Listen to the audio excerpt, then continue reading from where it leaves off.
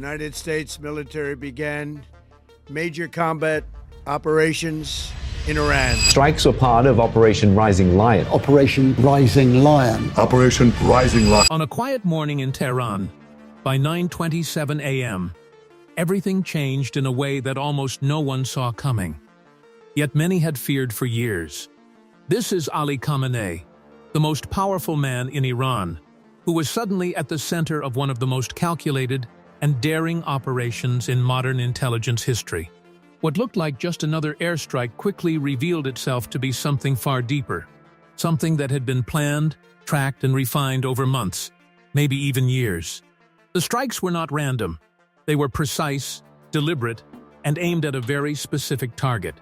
Behind the scenes, two of the most powerful intelligence forces in the world, the Central Intelligence Agency and Mossad, had been working quietly, patiently, and relentlessly to track Khamenei's movements. And this was no easy task. You would not believe how hidden this man had become. After tensions escalated during the 12-day war, Khamenei reportedly withdrew deeper into security layers that were almost impossible to penetrate. His residence was no longer just a home. It became a fortress. Deep underground bunkers, reinforced structures, and tight security made it nearly unreachable. In fact, reports suggested that the bunker beneath his compound was so deep that the elevator ride alone took several minutes. That is the level of protection we are talking about. But here is where things get interesting. Intelligence agencies thrive on patterns. No matter how secretive someone becomes, small habits often remain. The CIA began tracking movements, schedules, and even the smallest changes in routine. It was not about watching one moment. It was about watching everything. Day after day, week after week, building a picture so detailed that even a brief appearance above ground could become an opportunity. At some point, a breakthrough came. Intelligence suggested that a high-level meeting was going to take place. Not just any meeting, but one that would gather several top officials in one location, including Khamenei himself. This was rare, extremely rare, and that was exactly why it mattered. Now imagine the pressure behind that decision. Months of surveillance, countless resources, and one small window. If they missed it, there might never be another chance. That is the kind of moment where intelligence work shifts from patience to action. The operation that followed was not just bold. It was almost unbelievable in its execution. Israeli forces moved quickly, launching a coordinated airstrike right in the heart of Tehran. And not at night, not under the cover of darkness, but in broad daylight. That alone tells you how confident they were in their intelligence. Fighter jets reportedly dropped around 30 bombs on the compound. Alongside that, advanced missile systems were deployed to ensure maximum impact. The target was clear, and the goal was simple: eliminate the leadership core in one decisive move. And it was not just one location alone that was involved. Multiple sites across the city were struck at the same time. This was done to confuse defenses, overwhelm response systems, and guarantee that even if one part of the plan failed, others would succeed. It was a strategy built on redundancy and precision. Satellite images later showed just how devastating the attack was. Entire sections of Khamenei's residence were reduced to rubble. Structures that were once considered impenetrable were torn apart within moments. For something that had been built to withstand almost anything, it did not stand a chance against a perfectly timed strike. But here is where the story takes another twist. Initial reports were chaotic, because some sources claimed Khamenei had survived. Others insisted he was dead. Governments began reacting even before confirmation came from Iran itself. Donald Trump and Benjamin Netanyahu both publicly stated that Khamenei was no more. That kind of statement does not come lightly. It showed just how certain they were about the outcome. Then came the confirmation. Iranian state media finally acknowledged what had happened. Khamenei was dead. And just like that, one of the longest-standing figures in global politics, was gone. The aftermath was immediate and intense.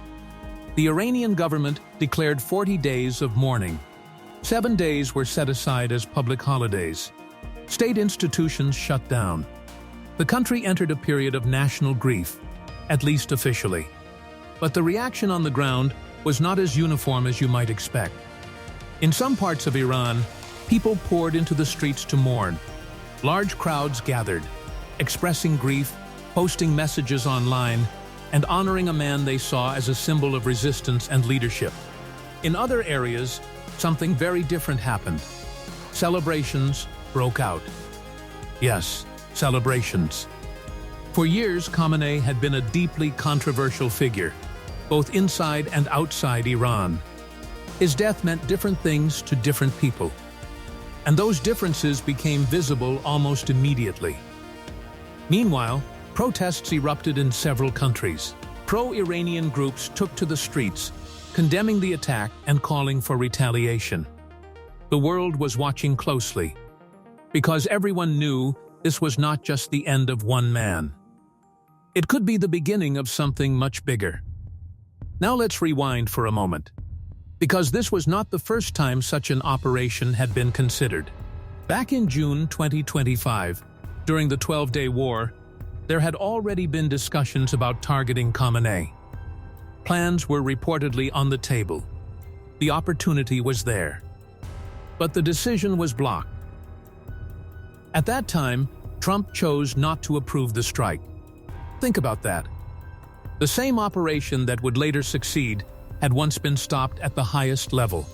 It shows just how sensitive and risky such a move was. The consequences were always going to be massive. Fast forward to 2026, and the decision had changed.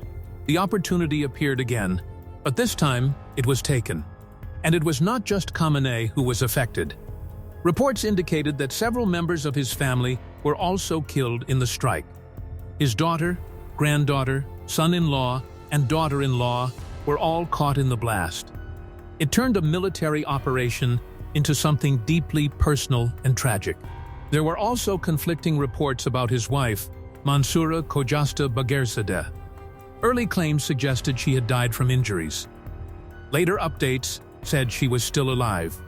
Even in the aftermath, confusion and uncertainty continued to shape the narrative.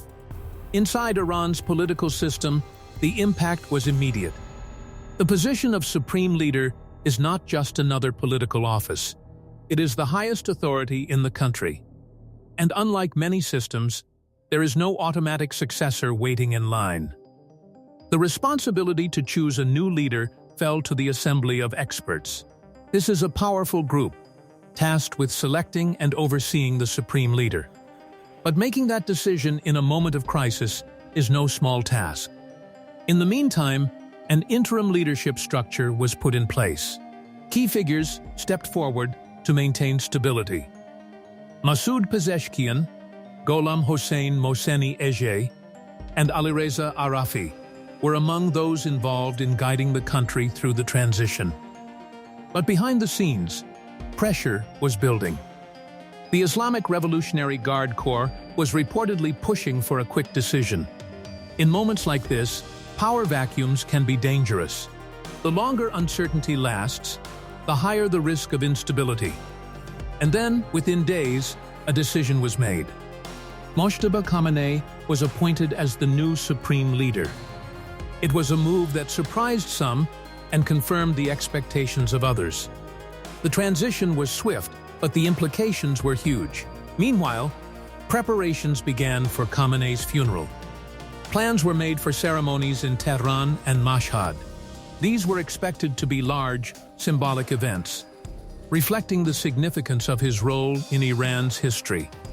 But even those plans faced delays, showing just how complex and tense the situation had become. And the delays were not just minor scheduling issues. Behind the scenes, officials were dealing with something much bigger. There were expectations that millions of people would flood the streets to pay their respects, forcing authorities to rethink logistics, crowd control, and security on an unprecedented scale. Entire plans had to be adjusted almost in real time, with ceremonies postponed to allow more preparation and coordination. At the same time, the broader situation in the country made everything even more fragile. Ongoing tensions and instability meant that even a funeral, something meant to unite the nation, had to be handled with extreme caution. What was supposed to be a moment of national mourning slowly turned into a delicate balancing act between honoring a powerful legacy and managing a country on edge. If you step back and look at the entire sequence, it almost feels like something out of a movie. Months of surveillance, a rare opportunity, a perfectly timed strike, confusion, confirmation, and then global reactions. But this was not fiction. This was real. And it shows how modern intelligence operations work at the highest level. It also raises a bigger question. If someone as protected as Khamenei could be tracked and targeted, what does that say about the reach of global intelligence today? That is something many leaders around the world are probably thinking about right now. Because in this case, it was not just about one man. It was about sending a message. A message that no target is truly out of reach, if enough resources, time, and precision are applied. And honestly, when you think about it, that is both impressive and a little unsettling. The hunt was long. The planning was careful. And when the moment came, it was executed with a level of precision that left the world stunned. And just like that, one of the most powerful figures in the Middle East was gone. Not by chance, but by design. Like and subscribe for more.